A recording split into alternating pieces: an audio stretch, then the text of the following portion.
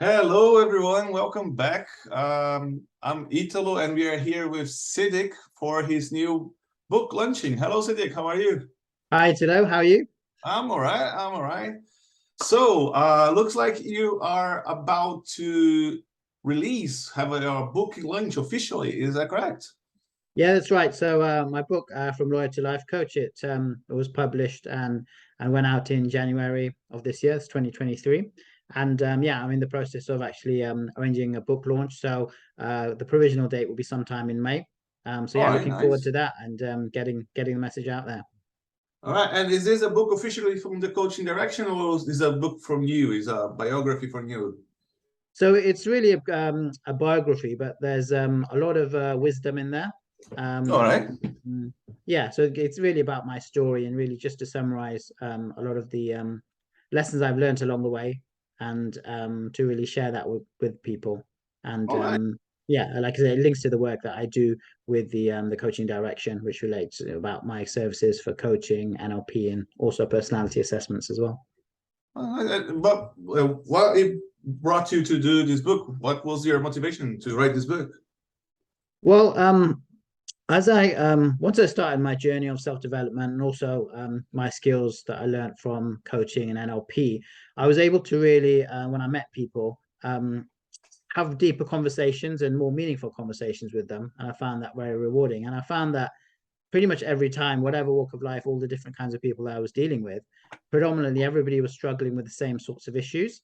Hmm. And I had found that through my journey of self-development, I actually had a lot of skills that allowed me to help them.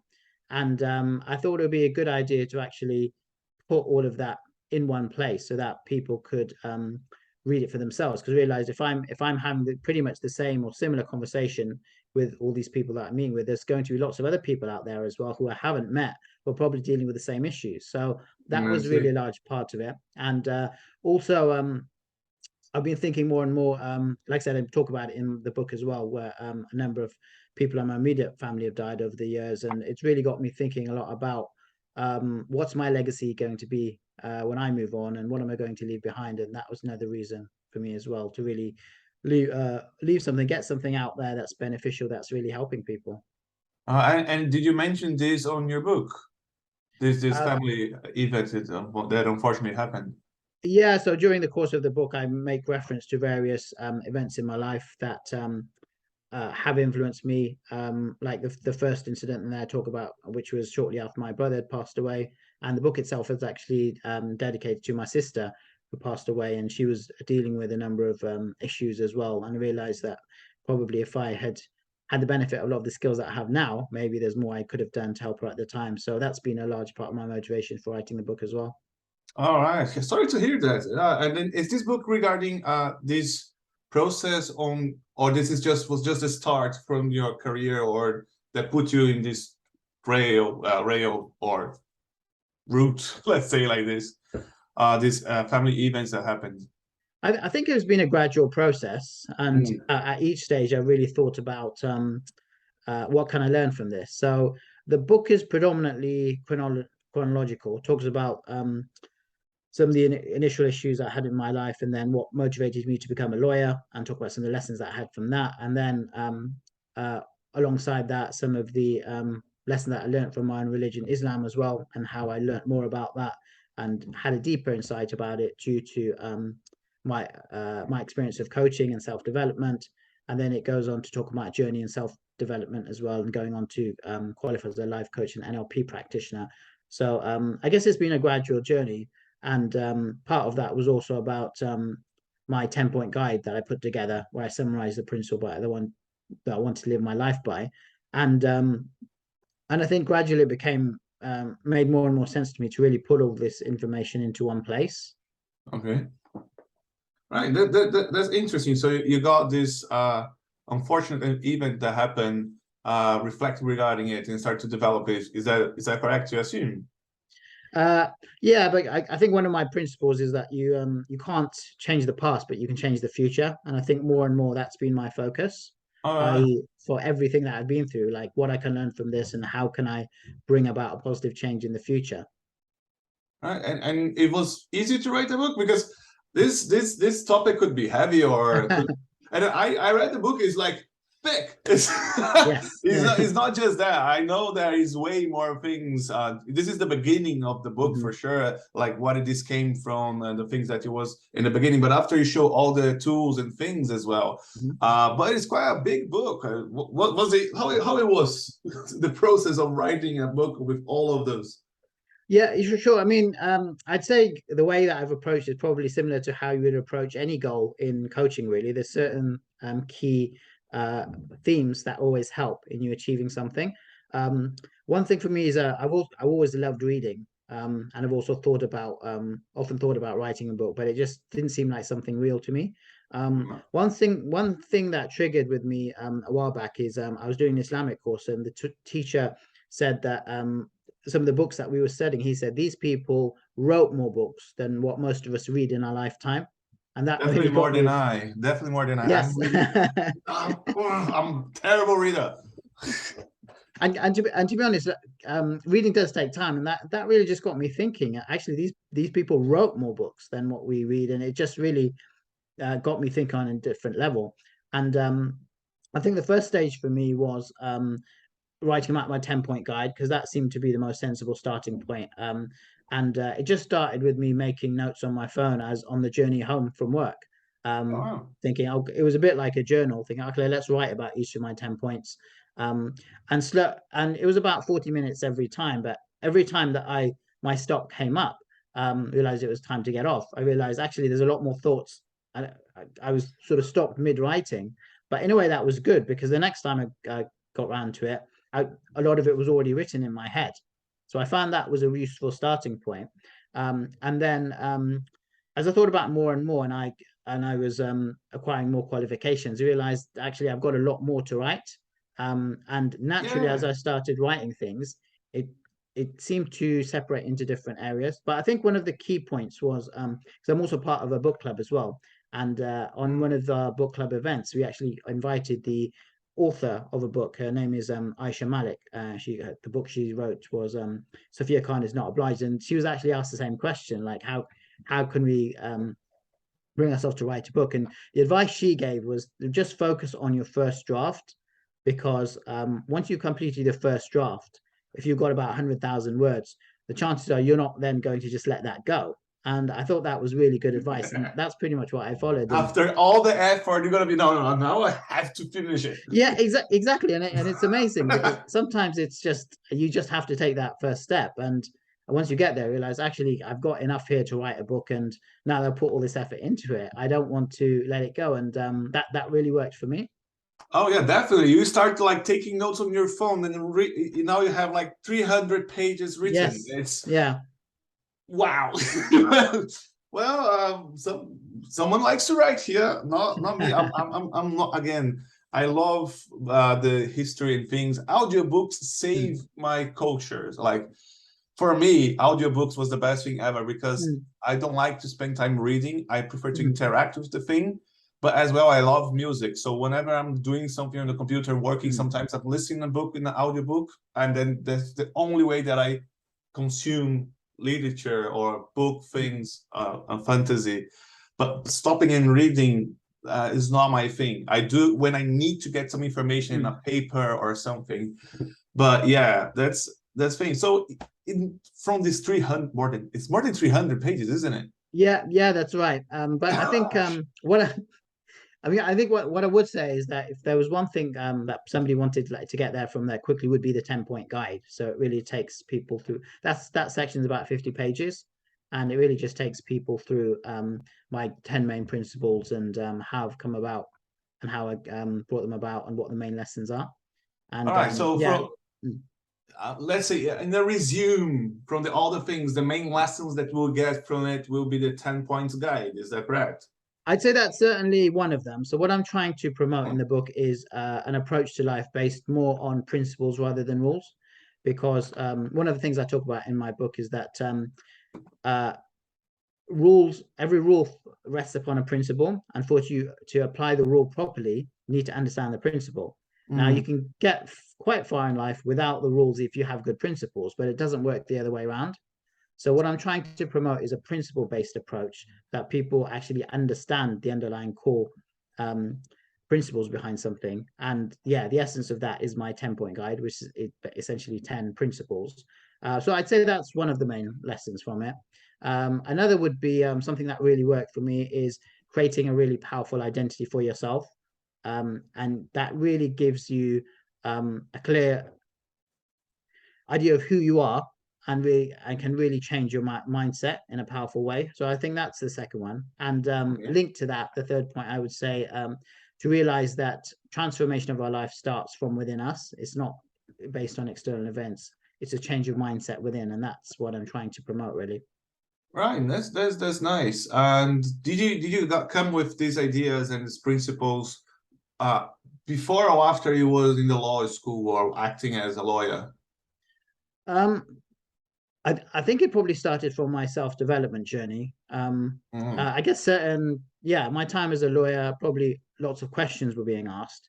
And I think one thing I realized is that in my legal practice, I needed to use a lot of soft skills, such as listening, relating to people, validating people's feelings. And I realized that a lot of this is not taught in law school. It might actually Oh, definitely lecture. not.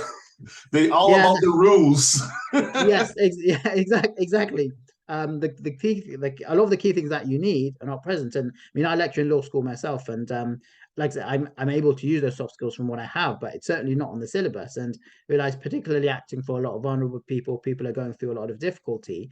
Um, just knowing the law, knowing the rules and regulations wasn't enough. You needed a lot of Mm, soft skills. So that got me questioning in terms of like, how can I bring what other skills do I need and how can I bring this into my life? And as I did more self-development, I started to learn these skills, and certainly with coaching and NLP really brought them to another level.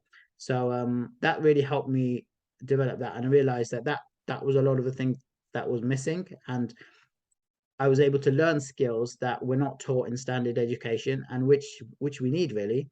A lot of things we're not taught to deal with how to manage our emotions, how to interact with people going through difficulty, how to deal with bereavement, how to deal with relationship breakdown. And I think, yeah, so a lot of questions were being asked within myself, and I realized that I had to find the answers somewhere else. no, yeah, this is something that definitely not all the lawyers have. If you don't Yes, mind me asking, definitely true. what was normally? I know that I'm not very smart, and I'm not having a lot of I not don't know about sorry, I do that. not have a lot of knowledge about lawyers and all the field. Was you acting in a specific area of lawyer? Yeah, law. Law, Law. yeah. Yes. Yeah, so a lot of my experience to date, it's now changed. Now I'm working more in the public sector, but a lot of my experience before that has been acting more for vulnerable people, I and see.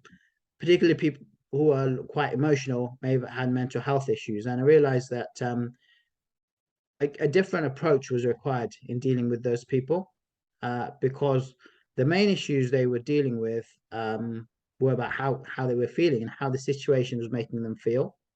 And I realized that I needed to learn those skills so I could really relate to them. And one of the key skills was listening, really, um, listening and actively listening and communicating them to them that you could empathize with what they were going through. Because if you can't firstly empathize with what somebody is going through, there's a disconnect there, and therefore giving them the correct legal answer isn't going to help them at all, and they're not going to be interested in hearing it.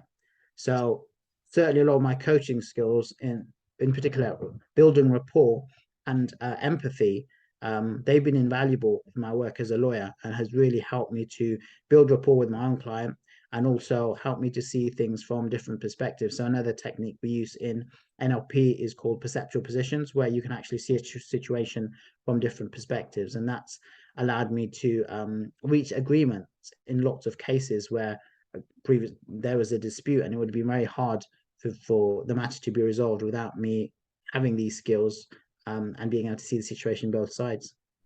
Nice, nice. Right. So I know that being a lawyer is something that is way more structured when it comes to like jobs, when we think coaching, life coaching is more a modern job career than usual, and normally the transaction from a stable job or like a very recognized job to something like a life coach could be something quite difficult. People kind of struggle with. Do you have any like advice or something that wants to follow this type of career change and feel like a bit stuck or something like this? Yeah, sure. And it's interesting because recently I was lecturing on this point as well, that certain professions have a certain reputation in society, and those professions tend to be those who are more regulated. So I was explaining that one of the reasons why law is so heavily regulated is because lawyers have so much responsibility, and it's important that this society sees them in a particular way. And you often have that with a regulated profession, and as you said, everything sort of set out for you. So I think in our society, a lot of people are drawn to professions like that. And for that reason, it gives them a certain status. And certainly there's a lot of benefit that you can do in that way. But I think for me personally, I spent about 20 years going through the process, and I was promoted to partner as well. And I just 20 think years it's, in the process to like in the law career. yeah. Okay, not 20 years writing the book. No. Okay. I'm like, wow, writing a book really takes time. Well, it did take time, but not that long. But Okay, like I said, the right, 20 years right. were crucial to help me give the experience that I could put in the book. But yeah, I think for me, like after I became a partner, I'd sort of reached a milestone, and I think within me, I was starting to think differently. And I talk about this in my book as well, that a lot of us, when we think about what we want to do in our lives, we tend not to think up to like 40 years or more. We tend to imagine ourselves up to the age of about sort of 30, 40, and then people just sort of level out. And I didn't want to become like that, where I've just reached the peak and then leveled out. I wanted to keep on pushing, keep on developing in new ways. And therefore, for me, it seemed like quite a natural transition, because self-development had helped me in many ways. I found that I was able to relate to people in a far better way. And I was finding that very rewarding. And I felt that since I had reached certain milestones in my, if you like, more standard career, it was a natural time for me to move on and explore other things. And I think for other people, I think society is changing now. People are a lot more open to things like hybrid working and having what we call side hustles. And and I think ultimately, for you to be really good at something, you've got to really enjoy it, and you really got to understand that underlying purpose for which you're doing it. And the benefit of doing something like coaching is there's lots of flexibility, and you can bring in your own personality into it, and you can do it in your own unique way. And I think for somebody who feels that within their profession they're perhaps limited slightly in bringing out their personality, and they have thoughts and ideas and they want to do things a particular way, something like coaching, which is perhaps less regulated, is ideal, really. Right, that's actually good. There was something that you just mentioned that is very interesting. You said like, oh, a lot of people plans your life for like until their 40s, 50s. But if you think about it, the lifespan nowadays, we go like 80, 90. So we are like 40 years without like planning. So we're like all gonna be working until I'm 50. And after that, you have like zero plans.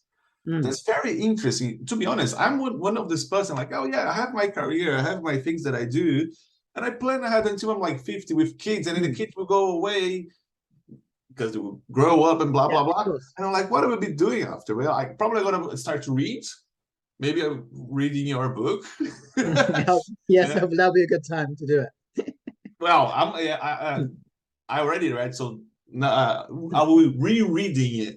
But we're going to read more books. Maybe my audition will not be as good. But then, so when you write the book and things like this, you have like to reread your work or proofread somehow.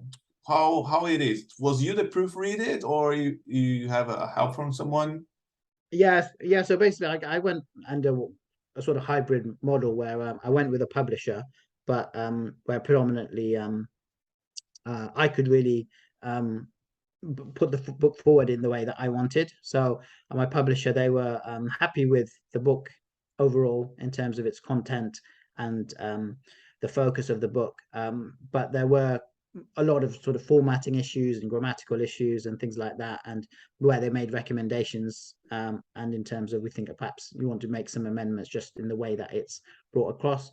So so I had a proofreader. It was actually proofread three times, and then I went through the changes myself. It was quite a long, arduous process, but I think because I had already done the first draft, and I think especially seeing the cover, which you can see behind me as well, that really inspired that really inspired me thinking, okay, well, it's going to happen now, and it's worth going through this process, albeit a slightly laborious one, if it means that I can get the message out there, really. And yeah, go back to your previous point as well. Yeah, that's the thing. People often don't think beyond that that stage, and a lot of people tend to just then either just level out and be just content with what they have, although in their mind they're not really happy or fulfilled, or they tend to get depressed. And for me, one of the themes from coaching is all about living life in the stretch zone. It's all about continuing to push yourself, develop in new ways. And for me, it was therefore important to have a plan for the next sort of 20, 30 years of my life, what I wanted to do, because I wanted to keep on in the same, with the same energy and the same focus that I have so far. And I thought the best way to do that was really move into other areas. Nice. I got a question in my head here. Sorry, kind of not very following the line, but I know that writing a book could be quite a thing. But have you read your own book? I have. It's an interesting thing because it is kind of difficult reading it from and trying to see it from somebody else's perspective. But yeah, I'd like to say that I'm happy with it overall, because it was written over a long period of time. I've been in sort of different mindsets and thinking in different ways, so it has still been helpful to read over it myself. So And you do read your book already, like yeah, after you publishing, like as a person who bought the book, not as the writer. yeah, and it's interesting because I've kind of seen myself from different perspectives, because obviously I have changed with time, Yeah. and it's been interesting just to sort of read my sort of vulnerability in certain areas. Like I said, as I develop in different areas, I may not be as aware of that, but being able to look back and notice the stages that I've been through in life, and the things that I've been through, and see my progress, and look back at how I was at different stages of my life. So it's been quite helpful. And yeah, for me, it's still quite unbelievable to see my work there in print and realize that other people can actually read it. So for me, it's been a very rewarding achievement, and I'd say probably my greatest achievement so far. Nice. Yeah. Well, it makes sense as you started make like a wee journal diary thing on the phone. It makes sense now. You just look at like bring memories and see your own vulnerabilities. That's very interesting. Very nice. So for whoever is starting to read a book, like a new budding authors, like new authors over there, do you have any advice for them or anything like this when someone is trying to write a book? Yeah, I'd say it's quite similar to any goal really, in many ways. But for the first point, I would say is just keep at it, because anything, the more time you devote to it, the more your mind will focus on that. You're basically giving signals to your subconscious mind saying this is important to me, and the more your subconscious mind will help you to achieve it. So I would say set aside a certain amount of time every week when you can make progress. So at least you're making progress, just like I did. Even if it's 40 minutes on the way home from work and you've made a few notes on your phone, you're making progress, you're moving on. And at the end of that 40 minutes, you're now at a different stage in that journey. You've moved on, and you can see the end is in sight. You're a little bit closer. Yeah, I say that's the first thing. The second thing I would say is share your idea and share your work with other people, because then it becomes real and you realize it's not just about you, it's about other people as well. And particularly if they've bought into your idea, then that will really help with the motivation if you're bringing benefit to other people. For me, certainly when I sent the manuscript to my publisher, and they really liked it. For me, that was a big motivational boost to think that actually this now being read by a professional, and they're really excited about getting the message out there. So that's another thing. And I'd say think about what it really means to you, getting it out there. What does it mean on a core level? What values lie behind it? And I think for me, definitely, it was about benefiting other people, people who have been through similar trials and tribulations as I have. I mean, nobody's circumstances will be exactly the same, but certainly the thoughts and emotions that we go through, people can relate to that. And for me, that has been one of the key motivations to benefit other people in that way. Nice, that's very nice. Yeah, I honestly have sometimes my mind goes crazy. I feel like I should write a book about it because I have a few ideas as well that I would like to share with other people. But I don't think I will be able to write a thing like you that have like so many chapters, sorry, and make sense together. If it was my books, I think I will release like small books, like 3 or 4 books of like 50 pages or less, to be honest. But that interesting. And but your book, does it have a target audience? Was you wrote focusing someone? You mentioned about your family issues. You mentioned about your religion. You mentioned about lawyer. Well, the title is from lawyer to coach. So who is the target or who is the audience for your book? I think potentially it can is targeted to a number of different people. I mean, firstly, I found that a lot of people they're stopped from moving forward due to their past, and issues from their past are holding them back. And it's a real shame because a lot of people who have a lot of potential are not able to achieve their goals due to things holding them back. So I think certainly those people could be potentially high achievers, people who have a lot of potential, but they feel like something is holding them back, and the answer may lie in their past.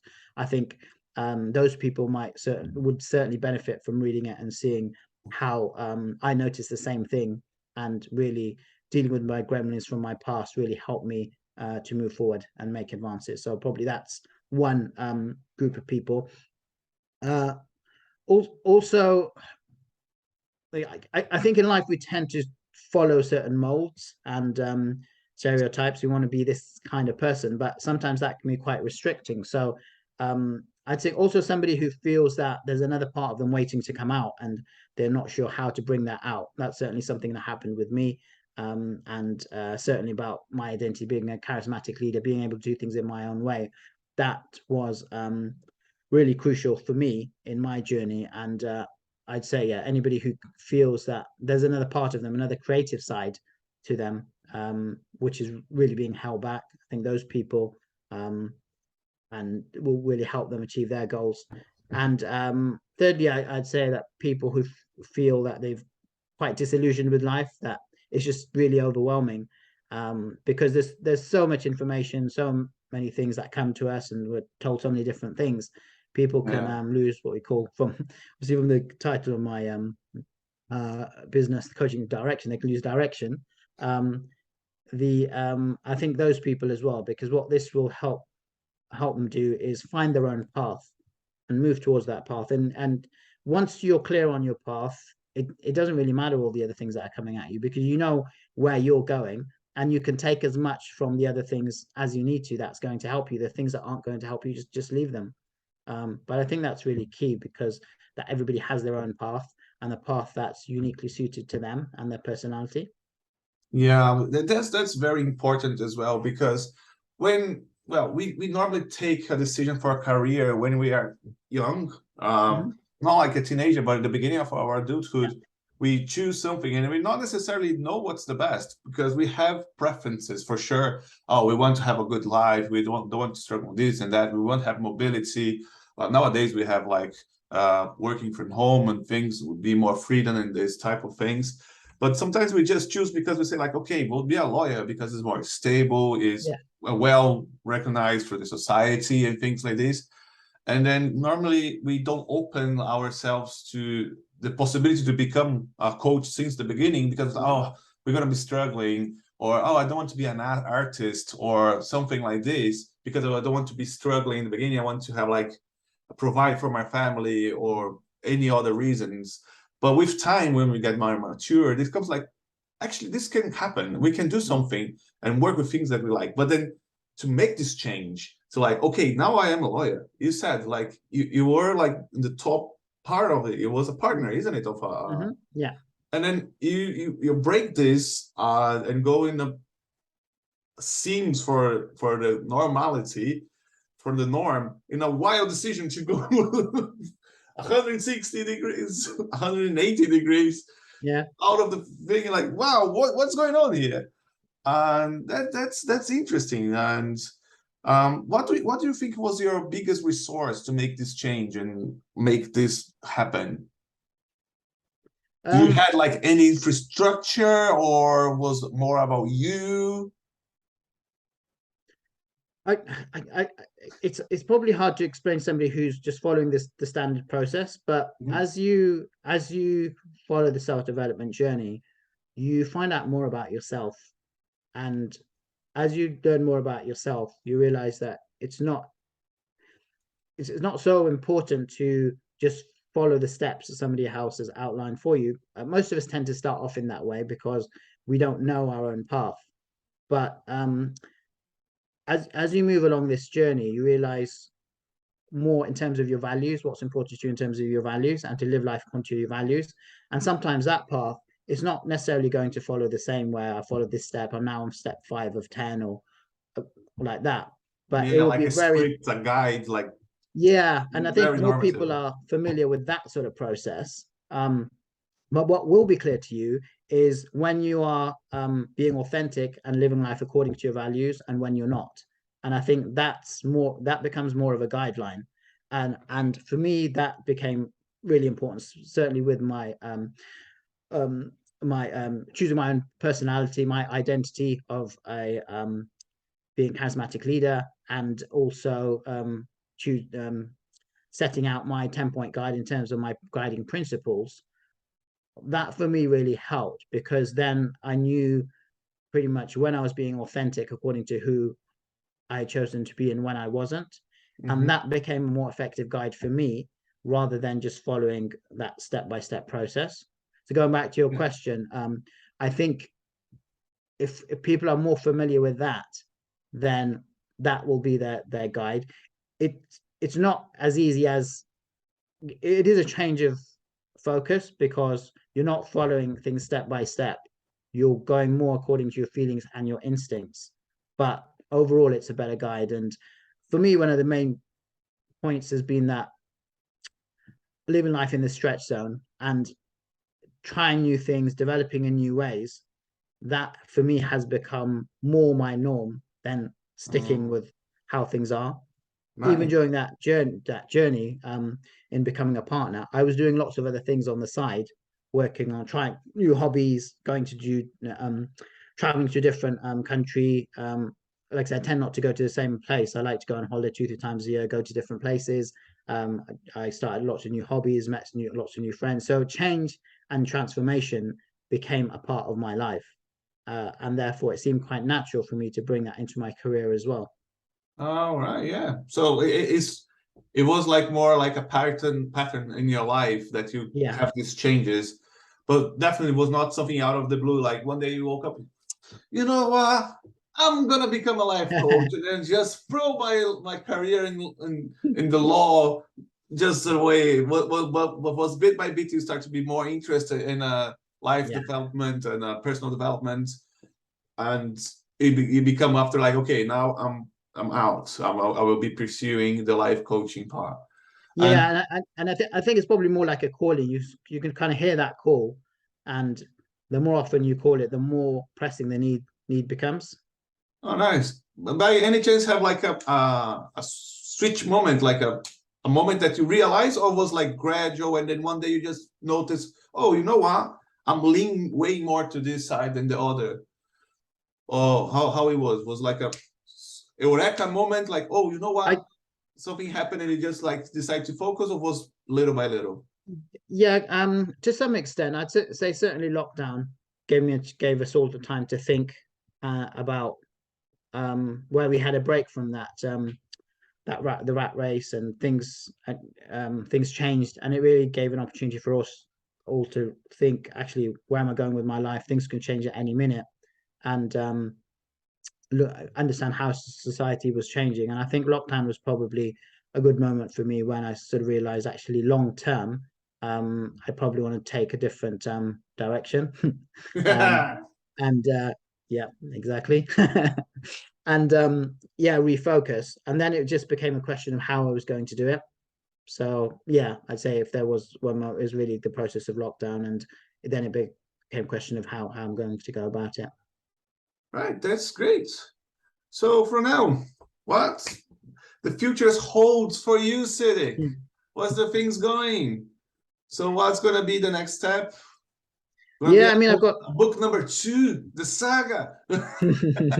yeah, I mean, possibly. So yeah, lots of exciting things going on. So the immediate focus in terms of the book is the book launch, which hopefully that should be have a date set in May, so I can focus on that. And this year I've also launched my website, the Coaching Direction, which obviously you can see the logo on behind you.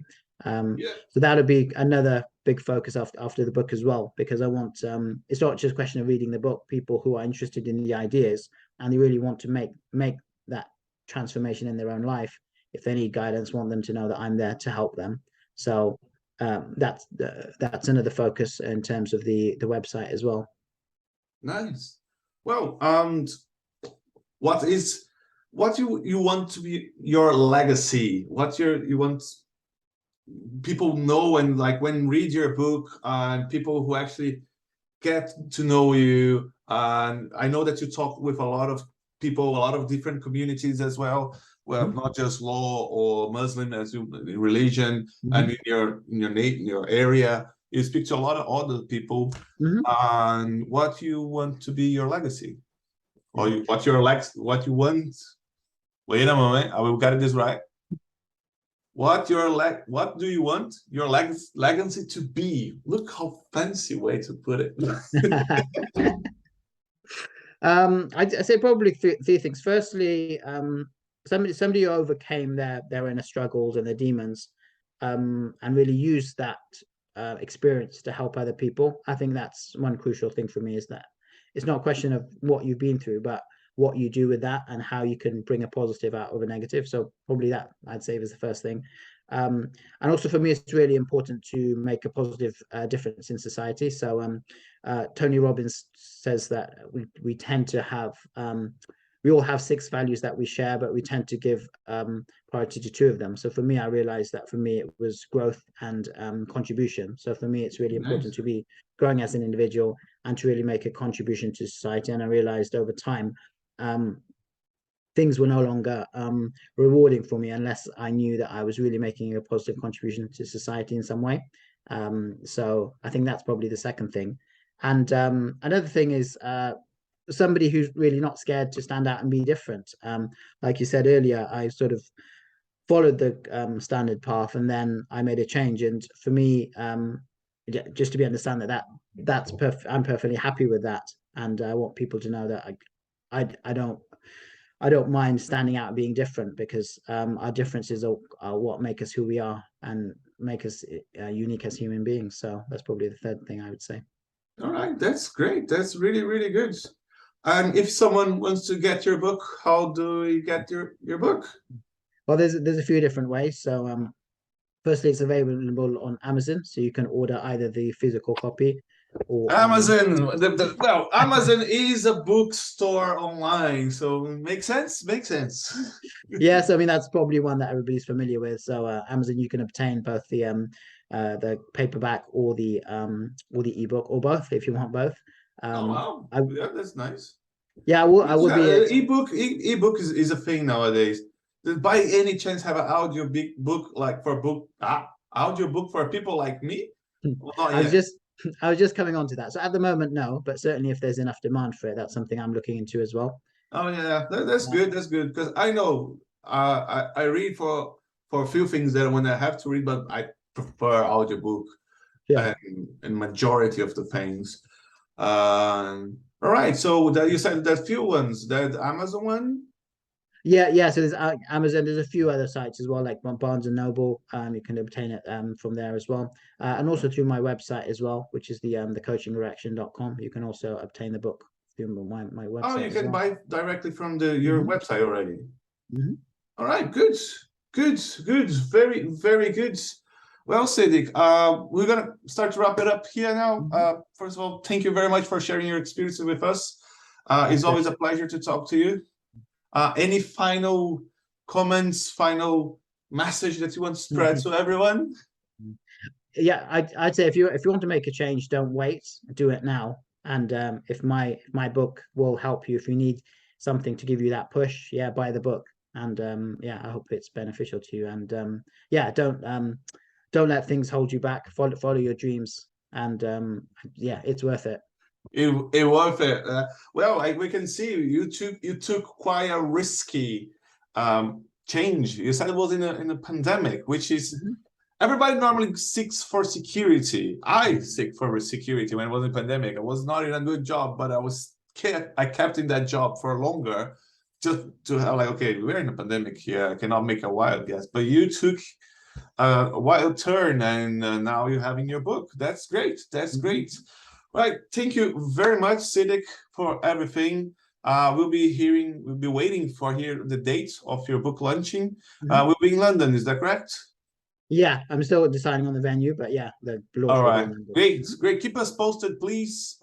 And that's it for today, guys. Thank you very much for listening to us. I hope you have a great rest of your day, or a good day, good weekend, or good week at work. See you later. Thanks. Bye, everyone.